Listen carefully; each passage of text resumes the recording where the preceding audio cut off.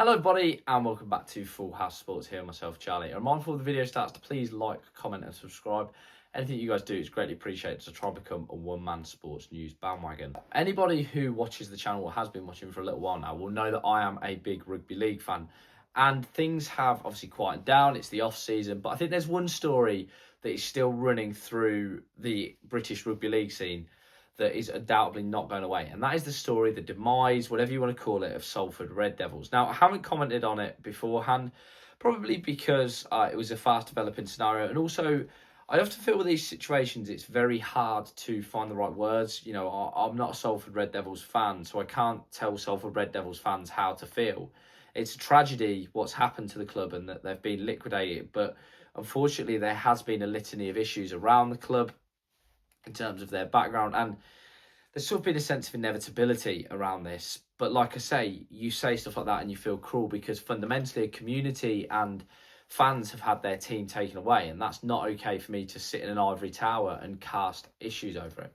However, upon reflection, I think it reflects wider issues within the English Rugby League game, and also it'll be interesting to see what happens next. I think firstly, what has been allowed to happen to Salford Red Devils is a disgrace on the RFL's part. Now, allegedly, according to some sources, the due diligence that was done on, and I'm going to butcher their names if I don't say it right, Kailani and Brown, who were the Salford Red Devils owner, who have taken the club down this spiral or have sort of dealt the final nail in the coffin. Apparently, the due diligence was, quote unquote, very good.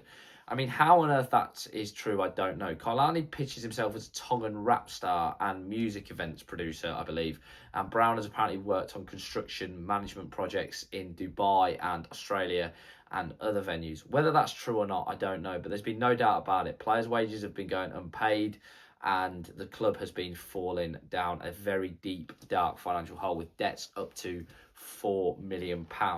Now, whether this due diligence was good or not, it reflects very widely on how the RFL have dealt with this whole issue and what they've done. And even now, on the release of the championship fixtures, they are including Salford in it. This is a Salford who don't have a coach, don't have a ground, don't in theory exist, and also only have one player to their name, and that's fullback Jack Walker.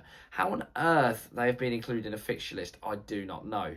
Now, there is rumours going around, and of course, Manchester Mayor Andy Burnham has met with the RFL to discuss what could happen. There are rumours of a Phoenix club. There is apparently 3 bidders involved. There is the Phoenix bid that I think has caught a lot of people's attention because it's fronted up by Mason Caton Brown, former Jamaica international in Rugby League, who is a former Salford player and has apparently attracted investment from tech entrepreneurs and others that he says is in the figure of 7 figures.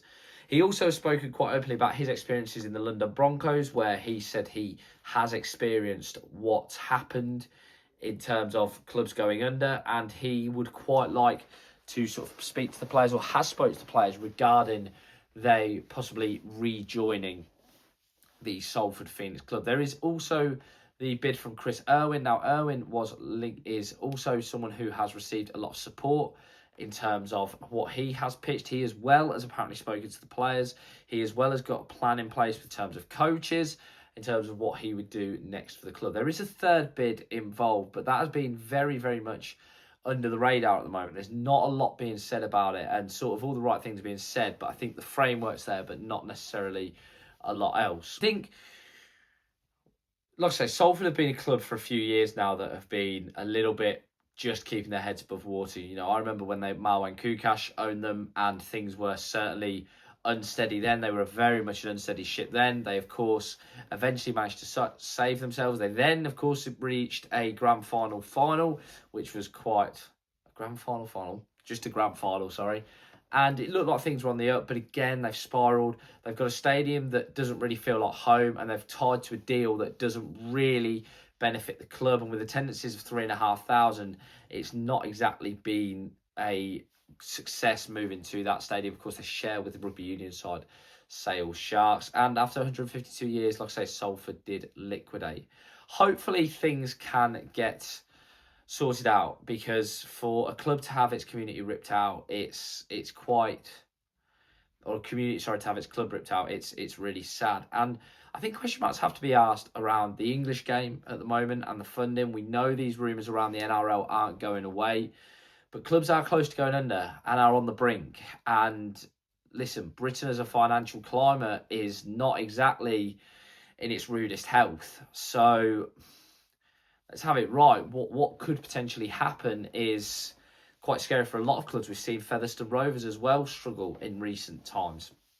And unfortunately, something needs to be done. Something needs to be looked at. I know I hear people like James Graham talk about, oh, well, we need to be more ruthless with these clubs. But it's not as easy as that, is it? You can't just approach a club and say you need to cease to exist. You know, and I'm not slagging off James Graham because he's a legend of the game, but I'm just saying I don't really understand how things go. Whether you go down an NRL Europe route, whether you look at the investment, how you do it, marketing-wise, I think it can be done. It's a very tricky sort of path to follow.